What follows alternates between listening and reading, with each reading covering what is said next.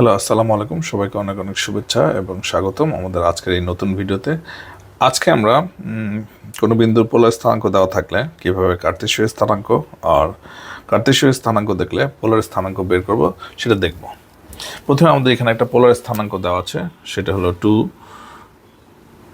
5/3। এখন আমরা জানি যে পোলার স্থানাঙ্কতে দেওয়া থাকে আর, তার মানে এখানে আর হলো 2 আর থিটা সমান হলো π/3। আমরা যদি একটু সমতলের কথা চিন্তা করি তাহলে আমাদের জিনিসটাকে বুঝতে সহজ হবে। এটা যদি এক্স ডিরেকশন হয়, এটা যদি ওয়াই ডিরেকশন হয়, তাহলে আমাদের এই যে অবস্থানটা দেওয়া আছে সেটা হলো পি। আমরা যদি এটা হলো আর, এটা হলো থেটা, আমাদের হলো এক্স ওয়াই, এটা হলো ওয়াই, এটা হলো এক্স, তাই না? তাহলে আমরা জানি যে কস থিটা সমান সমান হলো ভূমি বাই অতিভুজ। যদি লিখি ভূমি বাই অতিভুজ, তাহলে ভূমিটা এখানে হলো এক্স, তাই না? আমাদের এই ত্রিভুজের ক্ষেত্রে আমরা যদি কস থিটা এই ত্রিভুজটার কথা চিন্তা করি তাহলে এখানে 90 ডিগ্রি আছে, এটা যদি থিটা হয় তাহলে আমাদের এটা ভূমি আর অতিভুজটা হলো এইটা, তাহলে এক্স বাই আর। তাহলে আমরা সহজে এক্সটা বের করতে পারছি আর কস থিটা। আর হলো 2, কস থিটা হলো কস π/3, কস 60 ডিগ্রির মান হলো হাফ, সুতরাং আমাদের এটা আসছে 1। এবার যদি আমরা চিন্তা করি সাইন থিটার ক্ষেত্রে, সাইন থিটা হলো একই ত্রিভুজের জন্য লম্ব বাই অতিভুজ, অতিভুজ। তাহলে এখানে পাচ্ছি আমরা লম্বটা হলো ওয়াই আর আমাদের অতিভুজ যেটা আছে সেটাই, তাহলে এখানে পাচ্ছি ওয়াই সমান সমান আর সাইন থিটা। তাহলে ওয়াইটা পাচ্ছি হলো আর হলো 2 সাইন π/3।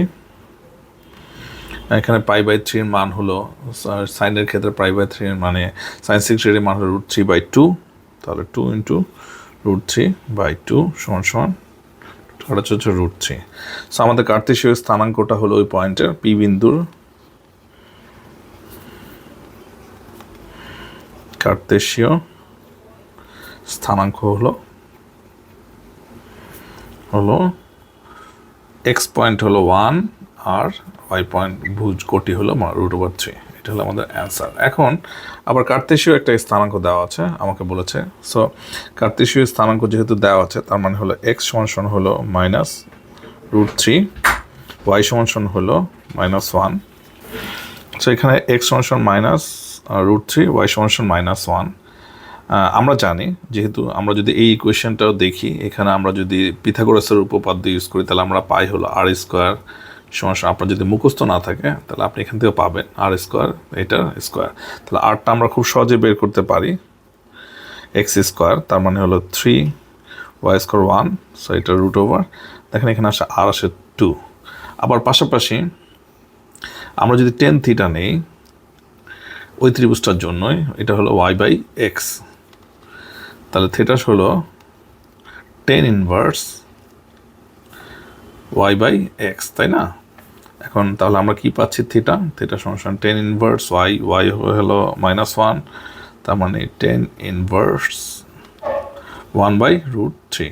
আচ্ছা, এখন এই 1/√3 এটার ভ্যালু হলো π/6।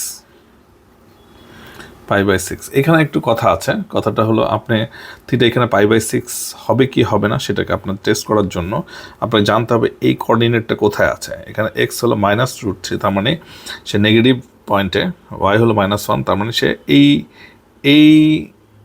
এই তৃতীয় ইয়াতে চতুর্ভাগে আছে।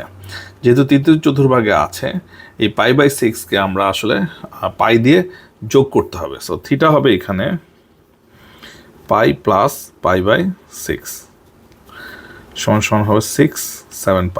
ওকে, তাহলে আমাদের পোলার স্থানাঙ্কর কোঅর্ডিনেটটা হবে আরটা পেয়েছি আমরা 2 আর থিটা হবে 7 π/6।